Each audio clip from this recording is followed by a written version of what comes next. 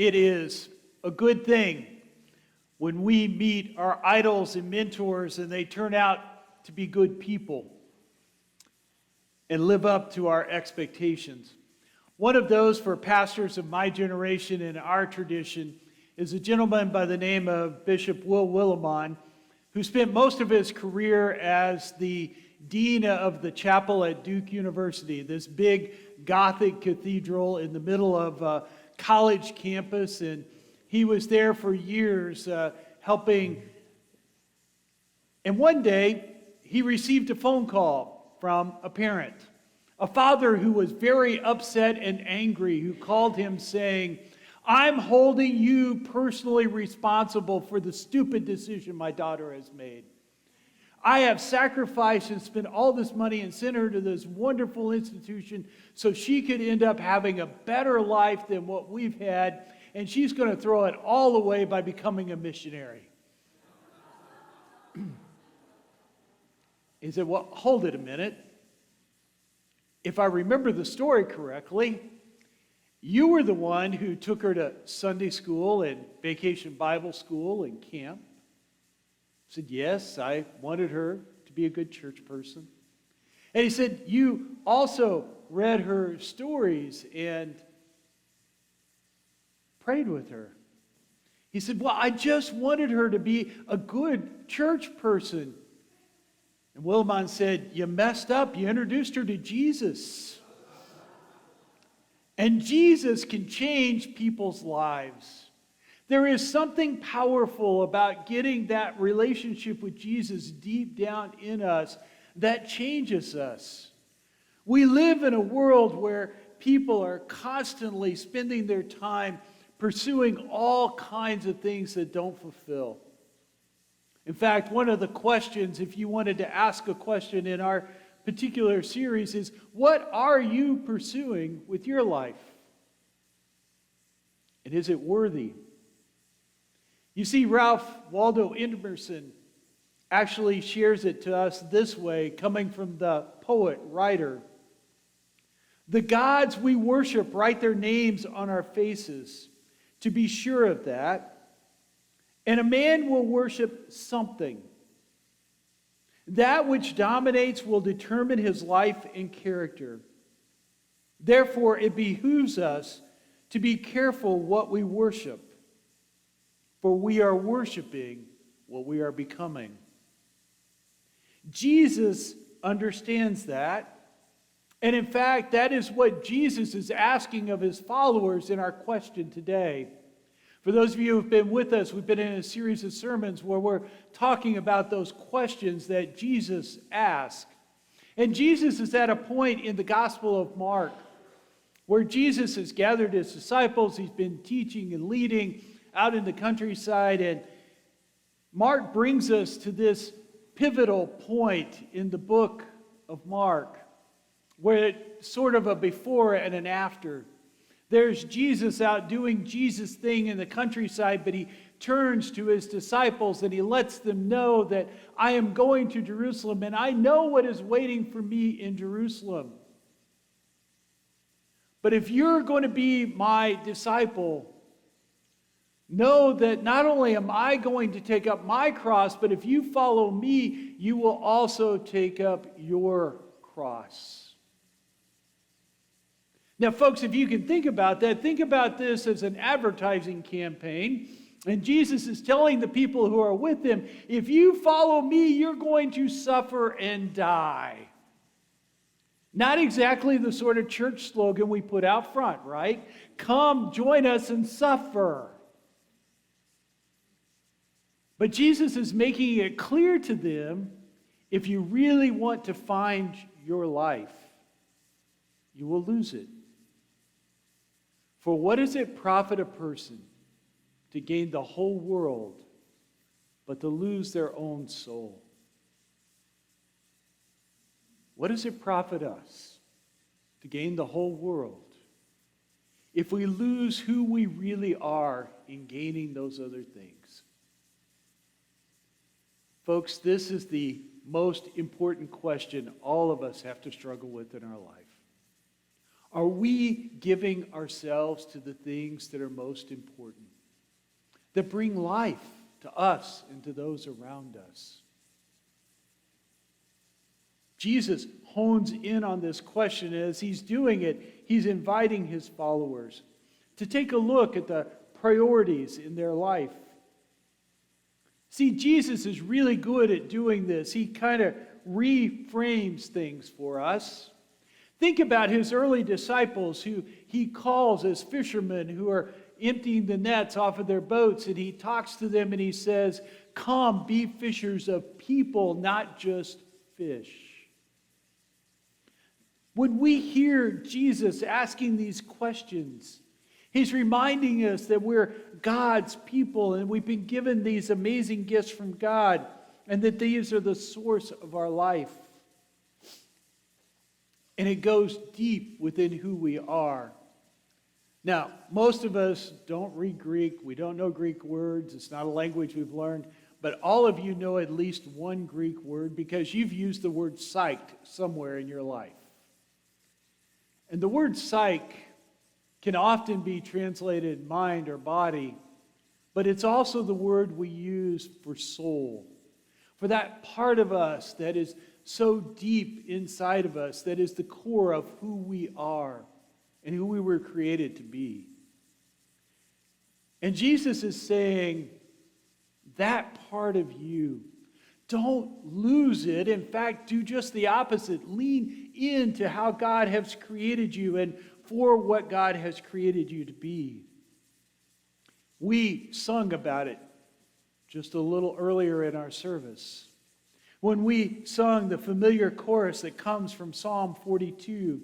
As a deer panteth for the water, so my soul longs after you, O God. There is something deep inside of us, even if we've never been a part of church, that is longing for a connection with something bigger than what we are. There is that part of us that is always searching for that God purpose, that meaning in our life. We hear it in all kinds of different ways as people talk about it. I get the privilege of being a person who's had the opportunity to lead both in youth work, where we take kids on retreats and spiritual life experiences where they get those life-moving moments. But I've also had the privilege of doing that with adults, and it's powerful when adults begin to take time away from all of the pressing needs of the world and begin to focus on God and begin to be moved emotionally. And it never fails that there's always 3 or 4 people who feel like they're being called to ministry or something amazing is happening in their life as they do this kind of thing. And it's amazing how they feel that. And when they come to me, I say, you know, if it's really God's call on your life to go into ministry, try to do anything else you can. And if you're unhappy doing all of those things, then you're called to ministry. Because if you can do anything else and be happy, you're not really called to ministry. Because this really is taking up your cross. And you will find a depth of meaning and purpose, but it's not going to be easy. I had an individual one time who had a family business and thought he was called to ministry, and then began to realize over time as he was looking at it and thinking about it and taking it on, that he was being called to be a great layperson in the church.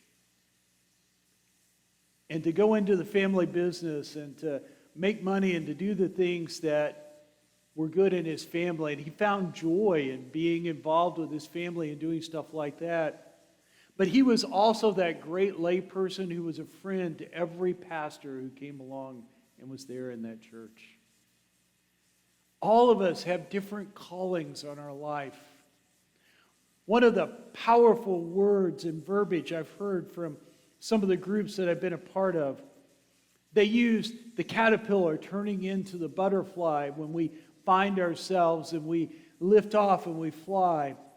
But a person noted that the caterpillar must be one of the most confused creatures that God has ever created on our planet. Because undoubtedly stamped within it is a soul that is called to fly. All of us have that part inside of us that is called to fly. And it's not just a decision in a moment, but it's our life journey to continue to lean into and to find out what it is God is calling us to do and how we can use the gifts God has given us to make a difference in the lives of other people around us and in the lives of our world. And there's something about going deeper. Philippians 1:6 puts it this way: "The one who started a good work in you will stay with you to complete the job."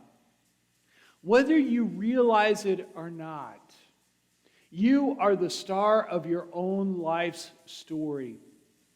And all of us are looking to write a better story as we go through our life. And we keep looking for what God is calling us to in this next chapter, whatever that chapter happens to be. And as long as we have life and breath, God has a calling for you and for me. There were two retired ladies who were next door neighbors. One was much older and had a beautiful white husky named Gia, who was their dog. And the one neighbor during COVID kind of lost touch with her older neighbor friend and her dog. But she noticed one day looking out the window that the dog was in the backyard, but she hadn't noticed it being taken for walks or doing anything. And over the course of a couple of days, she noticed that the dog was just there. And she began making phone calls to find out about her neighbor and discovered that her friend and neighbor had been in the hospital and she hadn't known it. And so when she returned home, she went over and discovered that her neighbor wasn't able now to walk the dog. And she asked, "Can I take Gia for a walk every day? Would that be okay with you?" And so she started walking the dog every day. And after a couple of weeks of walking the dog, when she was returning the dog after one of its walks, her friend looked at her and she said, "I need to ask you a question. Will you take Gia in? You see, the reason I was in the hospital, I've been diagnosed with cancer, and I've only got a couple of weeks. And she's going to need a good home, and she likes you." So after the friend passed, the neighbor came over and took the dog from the one house to the other just next door and continued walking the dog. But it was a 9-year-old dog who was fully grown and mature, and because of that, when they were walking and children would come up to the dog and would want to pet the dog, she noticed that the dog was mature enough that it didn't get rattled and would allow the kids to pet it and to enjoy it. And so she and the dog signed up for therapy training. And she said the dog just took to the therapy vest that it was to wear as a therapy dog and took to having children come up and pet it. And before long, when they had finished the training, they were going into Children's Hospital, and she could just see children light up when this big, beautiful white husky would come in, and they could pet it and the joy that it brought. And then she thought, in honor of its previous owner, that they would start going to the nursing home, to the hospice wing. And there, Gia would bring a smile and a touch to people and bring joy. And when somebody was interviewing her about this dog and about their story, was saying, "Well, is being a therapy dog for Gia or for you?" she said, good question. Probably both. It's amazing when we find our purpose, when we find our calling and what God has for us in life. I hope during this season of Lent, and as we go through the next couple of weeks towards Easter, that it would not just be a time when we do the normal expected celebrations, but it would be a time when each of us make that decision to go with Jesus and to take up our cross and to follow him. Let's pray. Gracious and loving God, as we gather here in the safety of this place, we often talk about following you. But Lord, sometimes we know we hold back and we don't give all of who we are. But we hear your call to take up our cross and to follow you. Lord, in these next couple of weeks, we commit ourselves to opening our eyes and to opening our heart, that we might receive more and more of your Spirit. And through following you, and that we might also open our eyes and our ears to be able to hear and to see the needs of others around us. And that we might lean into the calling that you have for us, so that we might grow and fly and be the disciples you've called us to be, as we take up our cross and follow you. Amen.